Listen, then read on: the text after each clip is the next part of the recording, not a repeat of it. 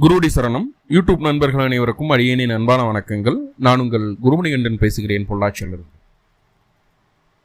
இந்த 2025 மேச ராசிக்கு குடும்ப வாழ்க்கை எப்படி இருக்க போகுது, காதல் அமைப்புகள் எப்படி இருக்க போகுது, கணவன் மனைவி உறவு எப்படி இருக்க போகுது அப்படிங்கிற அந்த மூணு விஷயத்தை மட்டும் இந்த பதிவில் டீட்டெயில்டாக பார்க்க போகிறோம்.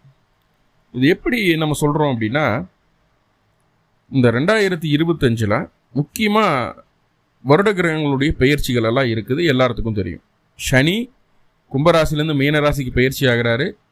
குரு ரிஷபராசியிலிருந்து மிதுன ராசிக்கு பயிற்சி ஆகிறாரு.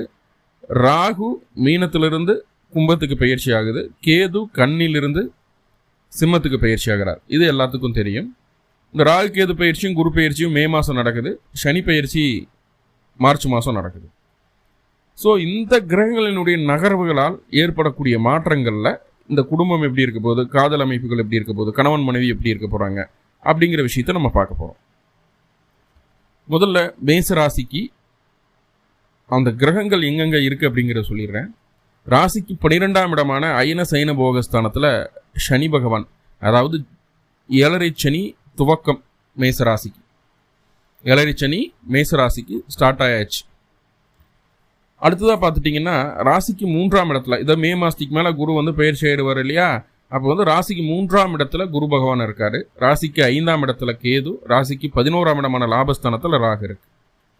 இது மே மாதத்துக்கு அப்புறம் இந்த கிரகநிலைகள் தான் இருக்கும். ஸோ இப்போது இந்த கிரகநிலைகள்னால குடும்ப அமைப்புகள் எப்படி இருக்க போகுது அப்படின்னு பார்த்துட்டோம் அப்படின்னா, 2ஆம் இடம் அப்படிங்கிறது தான் குடும்பம், தனம் வாக்கு குடும்பம்னு சொல்லுவோம். 2ஆம் இடம் தான் குடும்பஸ்தானம். அந்த குடும்பஸ்தானத்திற்கு ஏதாவது பாவகிரகங்களுடைய தொடர்பு இருக்கா அப்படின்னு சொல்லி பார்த்துட்டா, சனியினுடைய பார்வை, சனியினுடைய 3ஆம் பார்வை உங்கள் ராசிக்கு 2ஆம் இடத்துக்கு இருக்குது, ரிஷப ராசிக்கு இருக்குது. அப்போது குடும்பஸ்தானம் அப்படிங்கிறது சனியோட கண்ட்ரோலில் வந்தாச்சு. சனியோட கண்ட்ரோலில் வந்தாச்சுன்னு சொன்னது பயப்பட வேண்டிய அவசியம் கிடையாது. சனி உங்களுடைய ராசிக்கு 10, 11க்கு அதிபதிங்க. 10ஆம் இடத்திற்கும் 11ஆம் இடத்திற்கும் அதிபதி. அவர் போய் 12ல் இருந்து உங்கள் ராசியை பார்க்குறார். அப்படிங்கும்போது இங்கே குடும்பத்துக்கு அதிக முக்கியத்துவம் தரமாட்டோம். உங்களுடைய வேலைக்கும் உங்களுடைய வெற்றிக்கும் உங்களுடைய லாபத்தையும் தான் முன்னிறுத்தி செயல்படுவோம். அப்போது இந்த விஷயம் நான் உங்கள்கிட்ட சொல்லிட்டேன் அப்படின்னா நீங்கள் கிளியர் ஆகிக்கலாம். அப்போது நம்ம குடும்பத்துக்கு முக்கியத்துவம் தரணும். வேலைன்னு வேலையிலே இருக்கக்கூடாது, குடும்பத்துக்கு முக்கியத்துவம் தரணும் அப்படிங்கிற ஒரு மைண்ட் செட் வந்துடுவீங்க. 2வது, அந்த சனியோட பார்வை என்ன பண்ணுது அப்படின்னா, நல்லா புரிஞ்சுக்கோங்க. சனியினுடைய பார்வை உங்களுக்கு குடும்பத்துக்குள்ள தேவையில்லாத வாக்குவாதங்களை ஏற்படுத்திடுது. நம்ம வாயும் கம்முன்னு இருக்காம, அதாவது மற்றவர்கள் குடும்ப உறுப்பினர்கள் மனசு நோகிற அளவுக்கு, அவங்க முகம் சுளிக்கும் அளவுக்கு ஒரு கடுமையான வார்த்தைகளை இந்த காலகட்டம் பயன்படுத்திடும். அப்போது பேச்சில் நிதானம் வேணும். கடுமையான வார்த்தைகள், அதாவது ஒரு குவாலிட்டி இல்லாத வார்த்தைகளை நம்மளுடைய பேச்சில் பயன்படுத்தக்கூடாது அப்படிங்கிறதுல ஸ்ட்ராங்காக இருங்க. வேலையவே கட்டிட்டு அழுகக்கூடாது, குடும்பத்தை பார்க்கணும், பேச்சில் கவனமாக இருக்கணும். 3வதாக என்ன பண்ணுது அப்படின்னா, இந்த 11ஆம் அதிபதி இருக்கார் இல்லைங்களா, அவர் உங்களை ராசிக்கு ஒரு பாதகஸ்தானம் அப்படிங்கிறது 11 தான் மேஷத்துக்கு. அந்த அதிபதி 2ஆம் இடத்தை பார்க்குறாரு இல்லையா.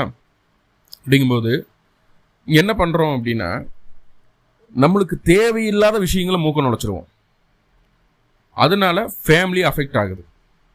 இது வெளியில் தேவையில்லாத விஷயங்களில் மூக்க நுழைக்கிறது அப்படிங்கிறது வெளியில், அதனால ஃபேமிலி அஃபெக்ட் ஆகுது அப்படிங்கிறத புரிஞ்சுக்கணும்.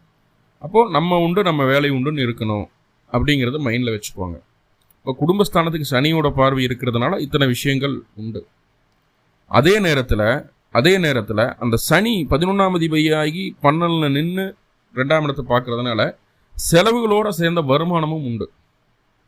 வருமானத்தை சீராக கொடுத்துட்டு தான் இருக்க போகிறார் அப்படிங்கிறத சொல்லுது. ஓகே, அடுத்ததாக கணவன் மனைவி உறவு எப்படி இருக்க போகுது அப்படின்னா, பாருங்கள், குடும்பஸ்தானத்தை தான் சனி பார்க்குது, 7ஆம் இடத்தை பார்க்கல. 7ஆம் இடத்தை பார்க்கலாம். அப்போ குடும்பத்துக்குள்ளே சண்டை சச்சரவுகள் வர்றது போகிறது பிடிக்கிறது எல்லாம் குடும்ப உறுப்புங்க அப்படி தான் இருக்குமே தவிர, கணவன் மனைவிக்குள்ளே அந்த உறவு எப்படி இருக்குதுன்னு பார்த்துட்டிங்கன்னா, குருவோட பார்வை கிடச்சிருது. மே மாதத்துக்கு அப்புறம் 7ஆம் இடத்துக்கு குருவோட பார்வை கிடச்சிருது. நிறைய பேருக்கு கல்யாணம் ஆகாதவங்களுக்குலாம் அந்த காலகட்ட கல்யாணம் ஆகும். சனி 2ஆம் இடத்தை பார்க்குறாரு, குரு 7ஆம் இடத்தை பார்க்குறாரு. அப்படிங்கும்போது மேக்ஸிமம் சான்சஸ் அதிகம். சரிங்களா?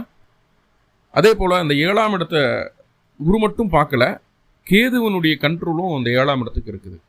அப்போது கேதுவும் குருவும் சேர்ந்து பார்க்கறதுனால உங்களுடைய வாழ்க்கை துணையின் பேரில் இந்த காலகட்டம் கடன் வாங்காதீங்க. நான் அவங்க பேரில் கடன் வாங்குற மாதிரியான ஒரு சூழ்நிலைகள் உண்டாகும். ரெண்டாவது என்ன அப்படின்னா, இந்த காலகட்டம் உங்களுடைய வாழ்க்கை துணை நீங்கள் என்ன சொன்னாலும் கேட்க மாட்டாங்க. வாய்ப்புகள் குறைவு. நம்ம சொல்கிறத அக்செப்ட் பண்ணிக்கவே மாட்டாங்க. சரிம்பாங்க, அந்த நேரத்துக்கு சரியாக பேசுவாங்க, மறுபடியும் அதே தப்பை தான் பண்ணுவாங்க. இவ்வளோ தூரம் சொல்லி உனக்கு புரியலையான்னு சொல்லி டென்ஷன் ஆகி நம்மளோட டெம்பரை ஏற்றிடுவாங்க.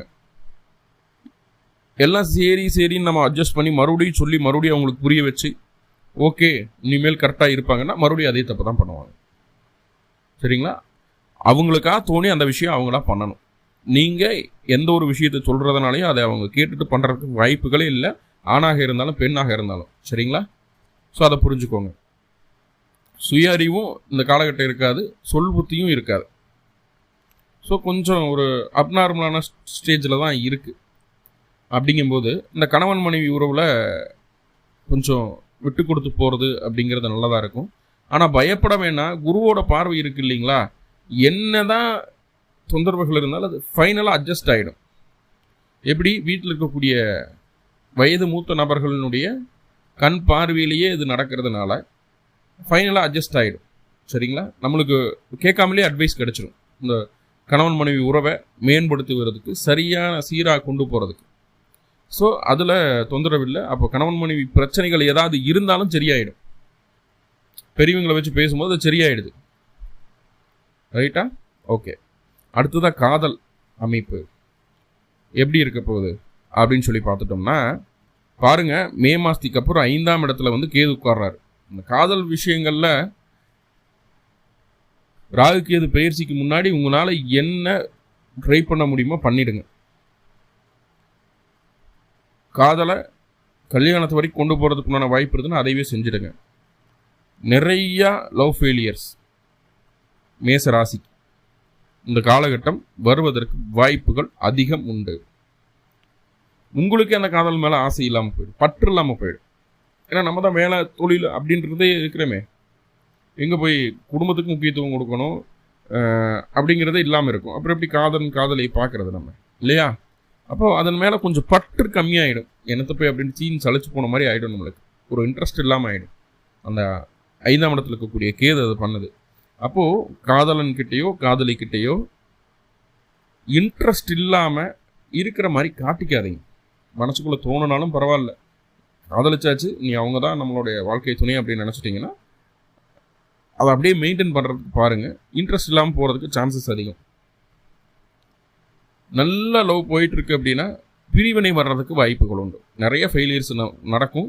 ஏன்னா அது முன்னாடியே எங்கிட்ட கேட்குறாங்க, நிறைய இப்போ கேட்டுட்டாங்க, இந்த காதல் அமைப்புகள் எப்படி சார் இருக்குது, எனக்கு இந்த வருஷமாவது லவ் செட் ஆகுமா அப்படின்ற மாதிரியெல்லாம் கேள்விகள் நிறைய வந்துருச்சு. அதை பற்றி ஏதாவது வீடியோ போடுங்கன்னு கூட ஃபோனில் எல்லாம் கேட்டாங்க. அதனால தான் இப்போ 12 ராசிக்கும் போட்டுடலாம் அப்படின்ட்டு போட்டுட்ருக்குறோம்.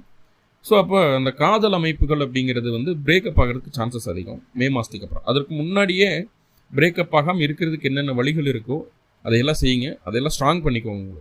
உங்களோட பாண்டிங்கை ஸ்ட்ராங் பண்ணுறதுக்கு உண்டான வழியை பாருங்கள். இல்லைனா 3வது நபரினுடைய தலையிடுறதுனால காதல் பிரியறதுக்கு வாய்ப்புகள் உண்டு அப்படிங்கிறது ஸ்ட்ராங்காக சொல்லுது. மே மாதத்துக்கு அப்புறம் இது வரைக்கும் எனக்கு லவ்வே நான் பண்ணலை சார், இது வரைக்கும் எனக்கு லவ்வே செட் ஆகலை, எனக்கு அதை பற்றி ஒரு விஷயமும் எனக்கு தெரியாது அப்படின்னா, மே மாதத்துக்கு மேலே மேசராசி என்பவர்களுக்கு புதிதாக காதல் அரும்பக்கூடிய ஒரு காலகட்டம் அப்படிங்கிறத ஸ்ட்ராங்காக சொல்லிடலாம். ஸோ இது ரெண்டுமே நடக்கும். நல்லா போயிட்டு இருந்ததுன்னா பிரித்து வச்சிருது. திஷ்டி ஓமல் இந்த மாதிரி ஏதோ ஒரு விஷயத்தினால 3வது மனுஷன் ஏதோ ஒரு வகையில் அது கட் பண்ணி விடுது. இது வரைக்கும் நான் பண்ணதே இல்லைன்னா பண்ண வைக்கிது.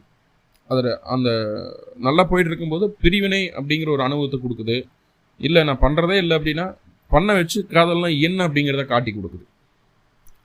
முக்கியமாக சொல்கிற நோட் பண்ணிக்கோங்க, மேசராசி கேதுவினுடைய தசாபுத்தி அந்தரங்களோ அல்லது கேதுவின் நட்சத்திரங்களான அஸ்வினி மகம் மூலம் இதில் ஏதாவது கிரகம் என்ன தசாபுத்தி நடத்திட்டு இருந்தாலும் லவ் அப்படிங்கிறது வந்து ஃபெயிலியர் ஆகிறதுக்கு சான்சஸ் ரொம்ப ரொம்ப அதிகம்.